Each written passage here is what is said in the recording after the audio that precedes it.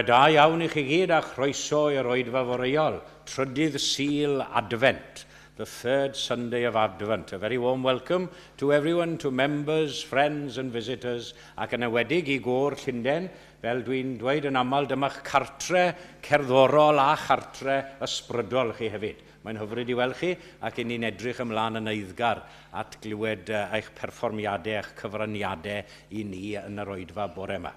Ond fe unw ni, we start by singing together our opening carol 462, 462. Odlau tyner engil o'r ffurfafen glir, mwyn firmuron cariad hydlant dros y tir, yn y nef gogoniant hedd I ddynol ryw, ganwyd heddiw geidwad, Crist yr arglwydd yw. 462.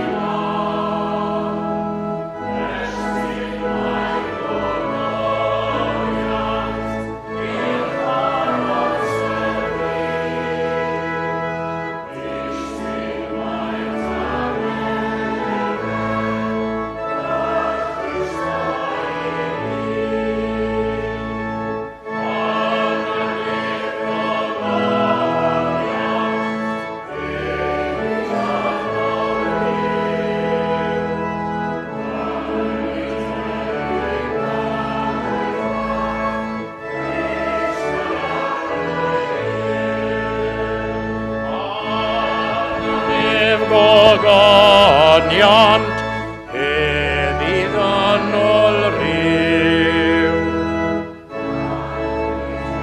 Dduw gaedwad Crist ar arglwydd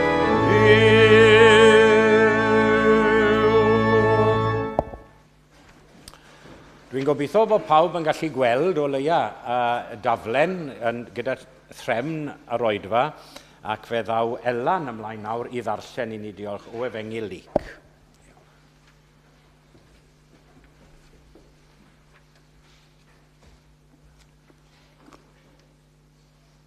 Daw'r darlleniad o Luc Penod 1, adnodau 39 I 56.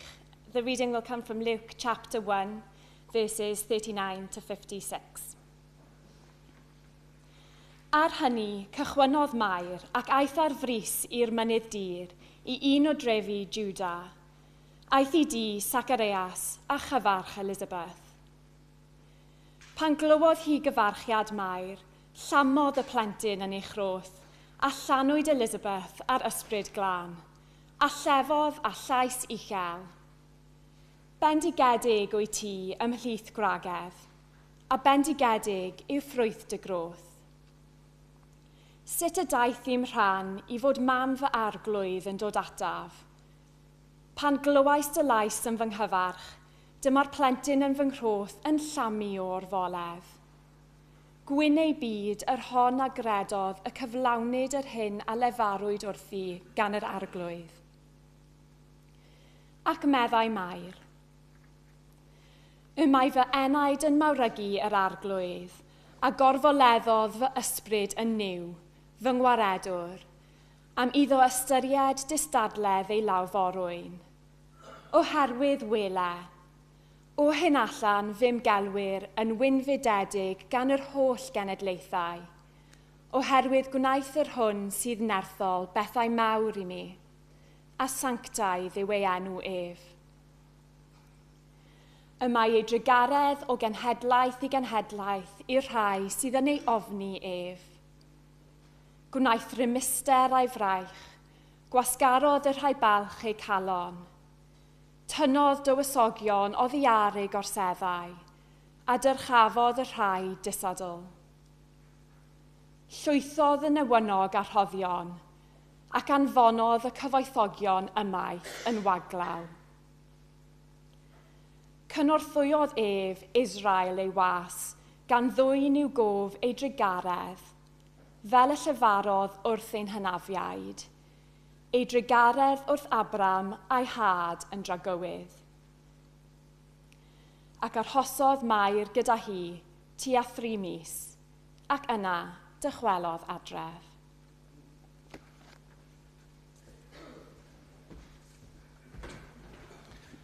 Diolch yn fawr, Ela. Ac fe ganwn ni, ein carol nesaf, dwi'n nabod un o leia sydd yn falch iawn o dewisiadau'r carolau heddi. Ni wedi cael requests, a fe'n siŵr bydd yn falch iawn o gael y carol nesaf yma. 448.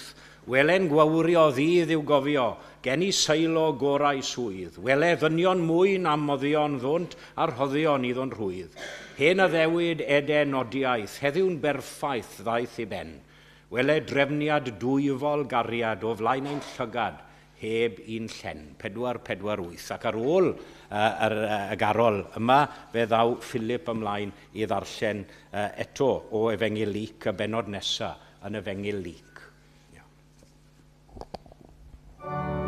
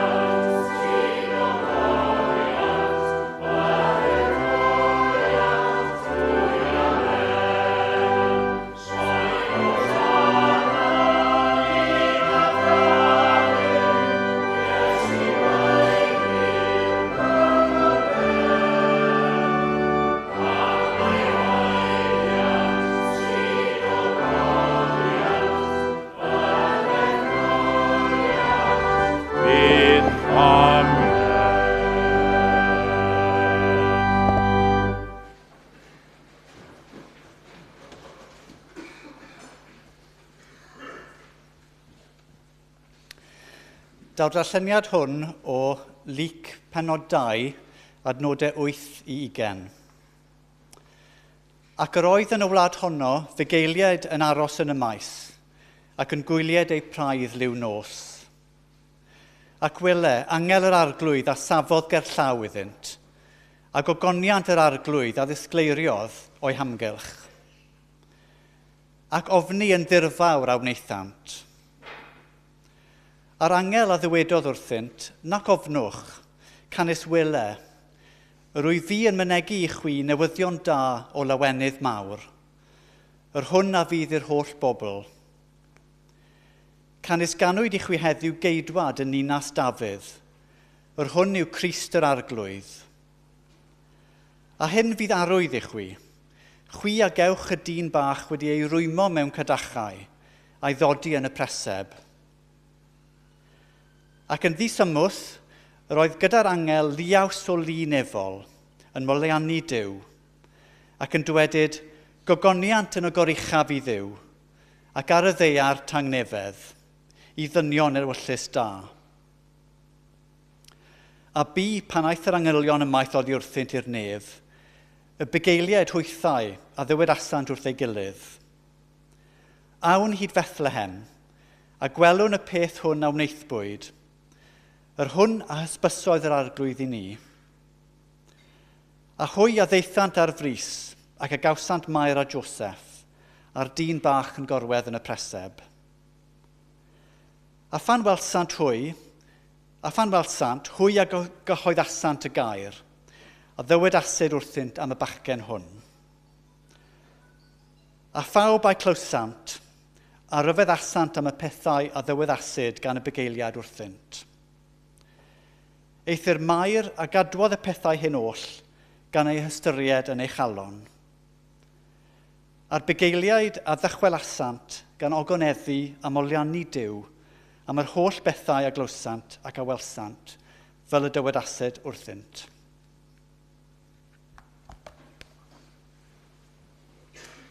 Wel, diolch i Elan ac i Philip am ddarllen o'r ysgrythurau ni bore yma.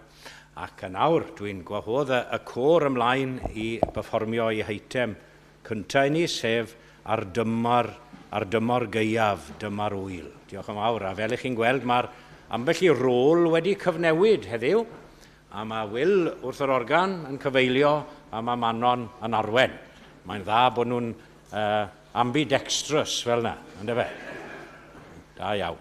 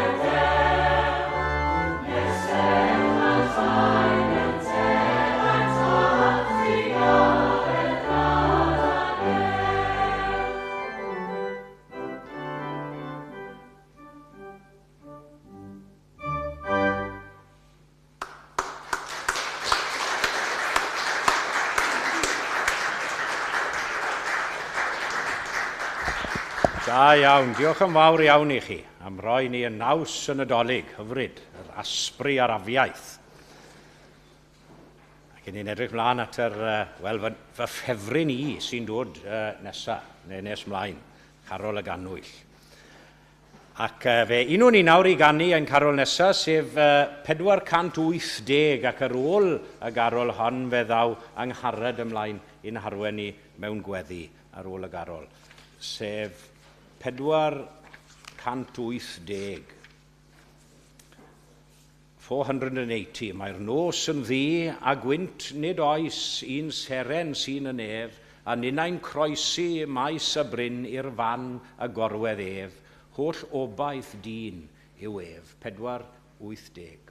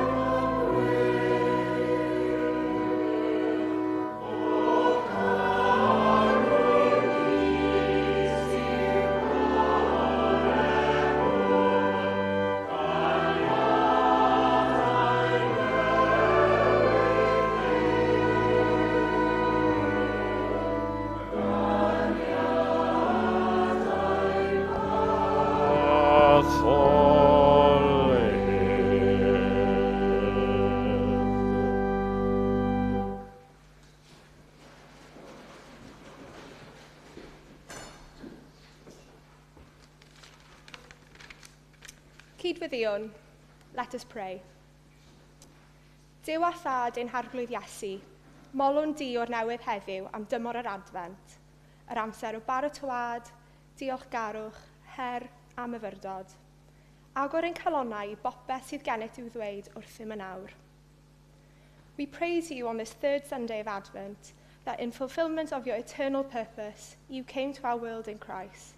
you reveal the extent of your love, showing us the way to new life in him and allowing us to know you for ourselves through him. Molwn di am i ti ddod i'n byd ym mherson dy fab Iesu, ac am dy fod yn parhau i ddod o hyd trwy rym a ddylanwad yr ysbryd glân. Diolch am ddwy'n llawenydd lle bu tristwch, gobaith lle bu anobaith, a ffydd lle bu amheuaeth. Forgive us, Lord, that so easily we lose sight of the message of Advent, allowing its wonder to be swamped by our busy preparations for Christmas, by concerns which are so often unimportant, by our disobedience and unfaithfulness in discipleship. Maddau i ni am ein bod yn anghofio dy addewidion mor aml. Rydyn nhw'n colli golwg wrth gariad, ac wrth wneud yn colli golwg ar wir ystyr yr Advent a'r Nadolig hefyd. We pray to feel your presence with us today as we meet through this time of worship, through the fellowship we share, and through the living Christ moving among us. Yn ein gweddiau, fe gofyn yn arbennig am yr rhai y mae ei byd yn chwalu o ganlyniad i drais ac atgasedd, rhyfel a gwrthdaro.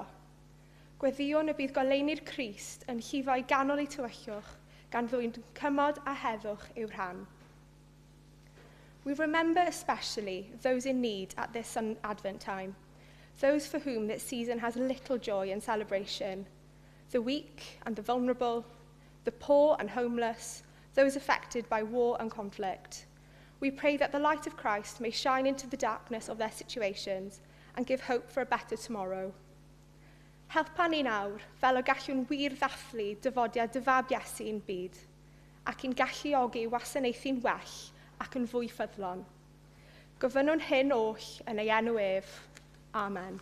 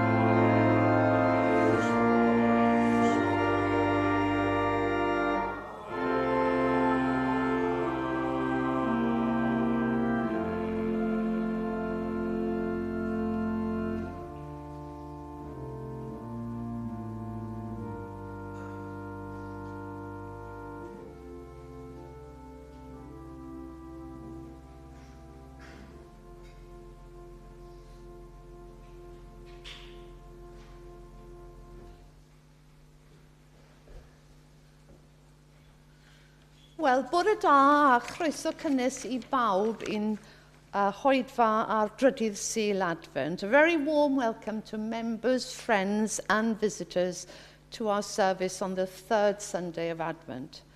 A ni'n diolchgar iawn I Rob am drefnu'r oedfa ac I Will am ei gyfeiliant wrth yr oggan.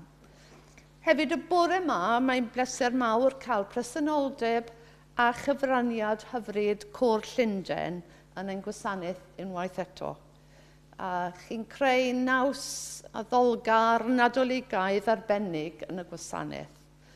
And we're very grateful to Côr Llundain, Manon and Will for their lovely contribution to our service this morning. A ni'n edrych mlaen I glywed rhagor wrthoch chi. After the service at 12:15, we'll be singing carols outside John Lewis in Oxford Street to raise funds for St Mango's, the charity that helps the homeless in our midst. So please do come and join us, whether you're a singer or not. Dewch I ymuno na ni os gwelwch yn dda. Mae croeso I bawb. Heno bydd oedfa gymyn mam 6 gyda chyfarfod o glwb cyrru'r capel I ddilyn. This evening there'll be a communion service at 6, and to follow, the Chapel Curry Club will meet and dine at an old favourite East Street Pan-Asian restaurant in Rathbone Place. Dydd Mercher, fel arfer, ym hanner dydd cynhelir oedfa ganol wythnos olaf y tymor yn y neuadd Islaw. Ac I ddilyn bydd datganiad organ am 5 munud wedi 1. So the next organ recital will be this coming Wednesday, December the 20th at 1:05, with Lawrence Caldecott Llanwrda, Sir Gafyrddin, Carmarthenshire, performing. And he's the assistant organist at All Saints, Northampton. Bydd oedfa mas Sul nesaf, sef noswyl yn Addoliad am 11. Felly, ni fydd oedfa yma ar fore dydd Nadolig. A bydd oedfa foreol yma hefyd ar nos Galan. There'll also be a morning service here on New Year's Eve. Gan ein bod yn canu carolen syth ar ôl yr oedfa, fyddwn ni ddim yn gallu cynnig te yn y neuadd I ddilyn heddi yn anffodus. Ond felly dewch I ganu gyda ni a gewn ni de a coffi wedyn. Ac yn awr fydd o ddawn o amgylch I dderbyn eich roddion. Diolch yn fawr.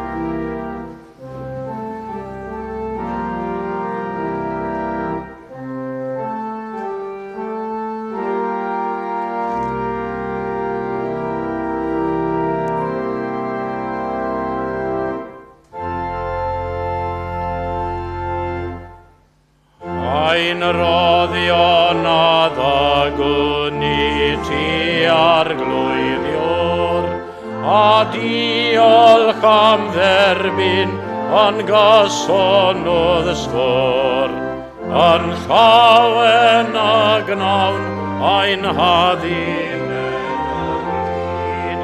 i bwynau'n tystiolaeth i ti yn y byd.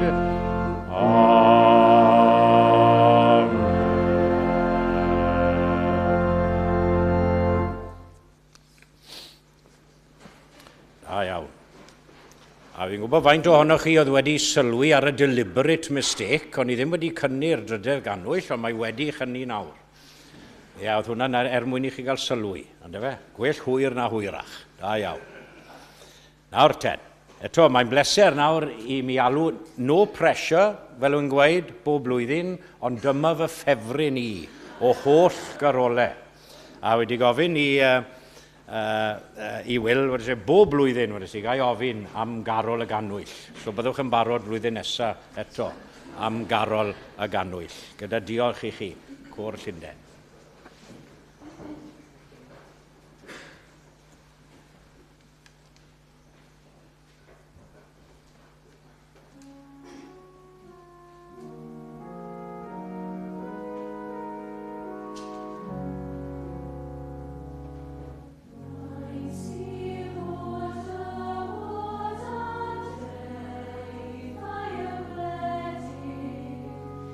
Sit rash und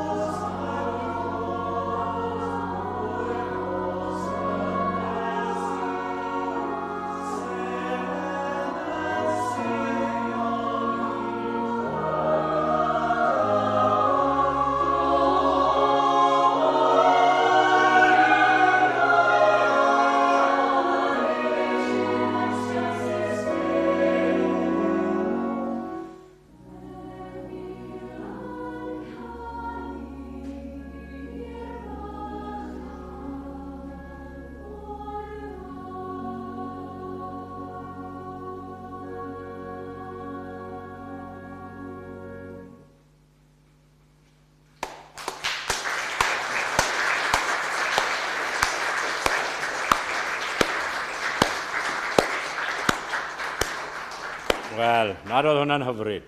Hyfryd dros ben. Diolch yn fawr iawn. Fel soniodd Ann am greu naws hyfryd. A mae request mewn nawr am flwyddyn nesaf ar gyfer garol y ganwyll. Fel yn gweud, o'n i'n gweud, mae nifer ohonoch chi, fel ych chi'n gwybod, mae nifer ohonoch chi yn dod yn ffyddlon i roed fawn, nifer ohonoch chi yn aelodau gyda ni yma yn y capel. Chi yma bob nos lun, cofiwch bod yna groeso mawr i chi bob di Sul hefyd. Falle nawr, adduned flwyddyn newydd. Byddai'n hyfryd i weld rai ohonoch chi yn y roed fawn ambell waith, os ych chi yma dros y Sul, hyfryd i groesawu chi. Ond diolch o galon am eich ffyddlondeb ac yn dod i'n cefnogi ni yn ein oedfawn arbennig. Diolch yn fawr i Wil a Manon a'r côr. Ac nawr, fe unwn ni eto i ganu 4-6-4. Ie, 4-6-4. Ar gyfer heddiw'r bore'n faban bach, y ganwyd gwreiddyn Jesen faban bach, a cadarn ddaeth o Bosra, a deddfwr gynt ar Seina, yr iawn gaid ar Galfarian faban bach, yn signo bron Marian faban bach. 4-6-4.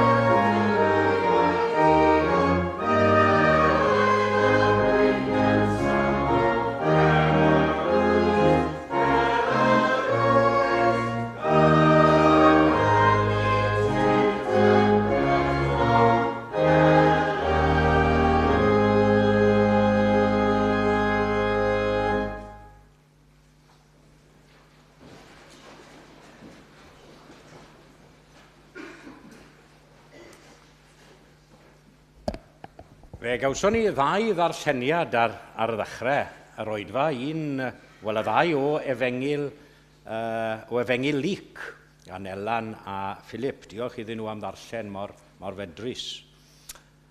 Ac yn y ddarlleniad cyntaf, yr adran honno a ddarllenwyd gan Elan, Emyn mawl mair, y Magnificat, ynddo fe? My soul doth magnify the Lord, and my spirit hath rejoiced in God my Saviour. Mary's words from the beginning there of Luke's Gospel, which are referred to as the Magnificat, or the song of praise to God. And to put these words into their historical context, as it were, Mary was visiting her cousin Elizabeth, as we heard in the reading, when she expressed her great joy and gladness in the words of her Magnificat. Now, I'm sure we'll all be visiting and greeting somebody over the festive season, I'm sure. And wouldn't it be good to think that all our salutations and all our greetings were as joyous and as meaningful as Mary's were in a Magnificat? Achos dyma'r adeg o'r flwyddyn I fod yn llawen. Ond mae'n anodd iawn I rai fod yn llawen. Os adeg yn Addoliad. Mae amgylchiadau rai yn ei gwneud yn amhosib braidd I fod yn llawen. Mae yna deulu bach yn ardal Nant Garedig o'n gweld rai nawr oedd yn yr angladd gyda fudydd Gwener. Bydd yn anodd iawn iddyn nhw fod yn llawen, yn hapus yn Addoliad yma, ond mae yna wahaniaeth rhwng Nadolig llawen a Nadolig hapus. Nados. I bob Cristion, mae yna reswm I lawenhau a gorfoleddu hyd yn oed mewn gorthrymder. Hyd yn oed mewn galar, y ffaith syml bod Iesu wedi dod i'n byd I uniaethu gyda'n gorthrymder ni, gyda'n galar ni, cydymdeimlo a ni, yn y byd gorthrymder a gewch, medda fe. Chi ffili osgoi hynny? Eithir cymerwch gysur, mi awr chfygais y byd. And for a short time this morning, more of a meditation than a sermon, as it were, I'd like to invite you to ponder over Mary's song of praise to God, to ponder over her words, just as she pondered. You remember the second reading? She pondered, as we read later on in Luke's Gospel, after Jesus' birth and the visit of the shepherds, gan I hystyried nhw yn ei chalon. Ac I ofyn yn gyntaf yn syml, beth yn union mae Mair yn canu yma? Beth yw testyn I chan hi? That's my first heading or question for you this morning, is to ask simply, what does Mary sing? I'll be going between Mair and Mary now. I'll be mixing them both up, but you know who I mean, Mair and Mary. Yeah. Mae yna gan boblogedd, os yn y Gymraeg, wy'n credu taw Delwyn Sion sy'n canu, beth yw dy alaw di Mair? Gan hyfryd yn dwi. Mae'n canu am iachawdwr, am y Mesoea hir ddisgwyliedig yma. Oedd y proffwydi wedi sôn amdano, ddarfu Moses a'r proffwydi ddweud amdano cyn ei ddod. Bobl wedi aros yn amaneddgar amdano. Dyw gyda ni, Emmanuel, God with us. The subject of her song, it was the most glorious and worthy subject ever. The Word was made flesh and dwelt among us. There wasn't this great gulf then between God and his people as was. The coming of Christ in the babe in Bethlehem bridged that great gap, a pellter oedd ryngom o'r fawr fe'n llanwodd a'i heiddiant ei hun. And we can no longer think of God as being a far-off, distant being sitting on high, as it were, indifferent again to our needs and our troubles, because he's here with us to share in our troubles. He's come down to our lowly level as humans. A nid yma'r oll o gynnwys I chan wrth reswm, achos byddwn ni'n anwybyddu llawer pe taw ni'n heb sylweddoli, taw emyn llawn o ffydd yw I chan hi hefyd. Achos wedi'r cyfan, mynegu'r teimladau cyn genedigaeth Iesu Grist, mae Mair. Na chi ffydd, na chi edrych ymlaen, ynddo fe, yn amaneddgar. This is a song of great faith. Mary knew that with God all things are possible, she says. She'd been given God's promise, and that was enough for her. Relying on God's word and promise, her heart leaped with pleasure. And it's a song which looks forward, that's the thing. Yes, we have to look back to realize where we've come from and the direction we're going. But it's a song that looks forward in anticipation and hope of promised blessings, better things to come. Mary said, for he who is mighty has done great things to me. Wnaeth hwn sydd yn nerthol bethau mawr I mi. So let us this Advent time and Christmas time follow Mary's example and take up her great Magnificat of praise for promised blessings to come. Wedi ystyried testyn I chan fel petai, dwi am holi yn ail, sut mae'n I chanu ddi? How does she sing this song? That's my second question for you this morning. Did you notice how she starts her song? That there's no preface or introduction. Do you know, some songs have such long introduction, you've lost interest before the words start. Is it the Italian or the Patagonian national anthem, dear me? It's got a huge introduction, it's longer than the anthem. You've lost interest before they start singing. But here, Mary plunges straight into her song. There's no introduction whatsoever. A mae fy enaid yn mawrhau yr arglwydd. Am hysbryd a lawenychodd yn niw fy iachawdwr. Mae'n gan lawen, wrth gwrs, ond fel yn gweud, nid bod pawb yn hapus drwy'r amser. Ond oni ddylen ni ddysgu wrth Mair yn ein haddoliad a'n gwasanaeth ni I wneud hynny yn llawen hyd yn oed pan bod pethau yn ein llethu ni hefyd. You know, I happen to be very fond of tunes in the minor key. I've said this, I mentioned this before. I don't find them sad or depressing. When I used to choose hymns at home, they say, oh, dear me, in dôn angladdol yw hwnna. No. I think they're strong and powerful. And a hymn, this is the point, a hymn in a minor key doesn't have to be sung in a sad way. We can have joy in our hearts and spirits even when singing a hymn in a minor key.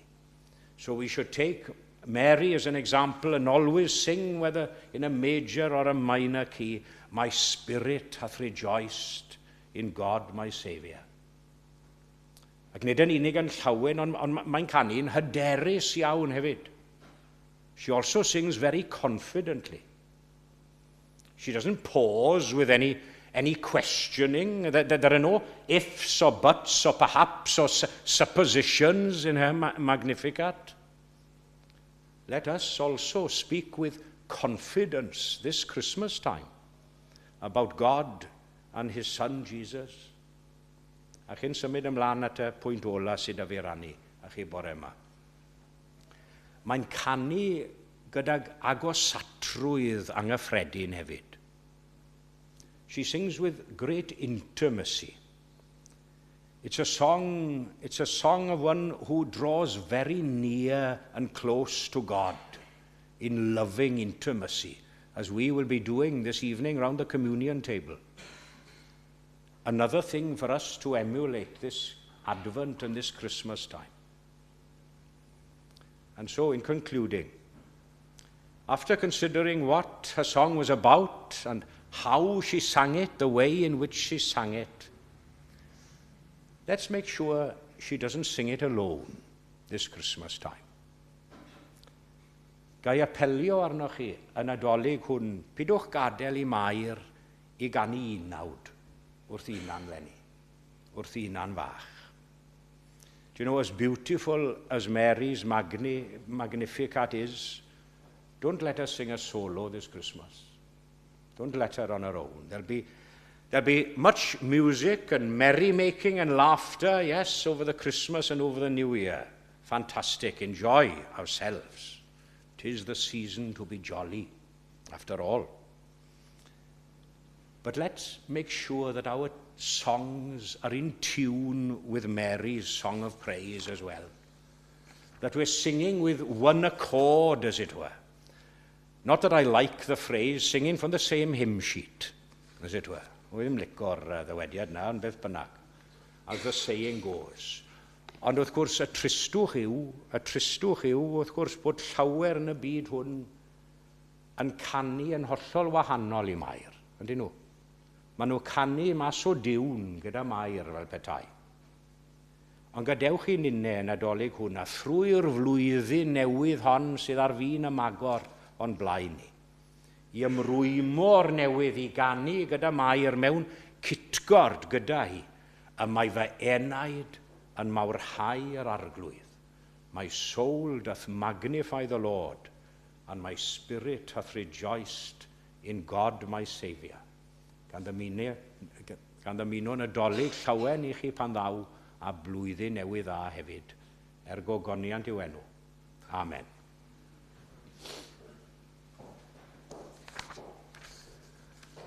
Ac fe ganwn ni, gyda'n gilydd, i ddyweddi. 4-5-2, a chi sydd dal ar ôl o'n gweld mae nifer o fagiau a cases wedi cyrraedd, mae rai o chi yn ei throi hi tuag adre ar ôl yr oedfa, ond os ych chi dal yma, bydd croeso i chi heno, a bydd croeso i chi bore Sul nesaf hefyd am 11. Cofiwch, pan ni'n cyhoeddi Christmas Eve and New Year's Eve, they are morning services at 11. Don't come at 11 in the night, or you would have missed us all. So it's Christmas Eve morning and New Year's Eve morning at 11 o'clock.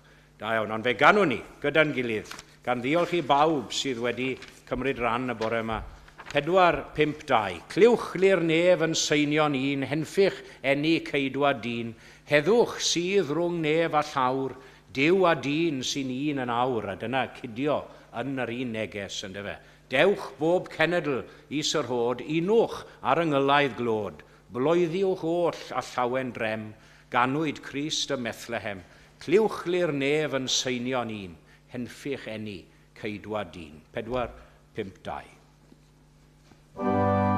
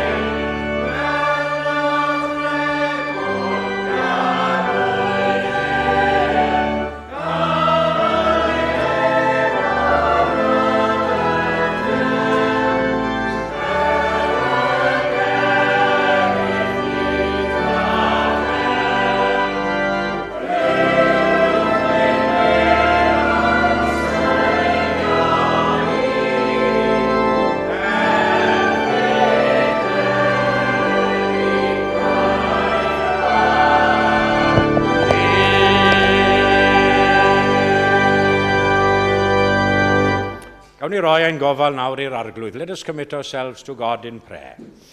A mae fy enaid yn mawrhau yr arglwydd. My soul doth magnify the Lord, and my spirit hath rejoiced in God my Saviour. Gollwng ni yn awr o dad nefol dan dyfendith gyfoethog. A gras ein harglwydd ni Iesu Grist, a chariad Duw, a chymdeithas yr ysbryd glân, a fyddo gyda ni oll a phawb sydd yn annwyl genym, ac yn absennol o ddiwrthym ni, o'r awr hon hyd yn oes oesoedd. Amen.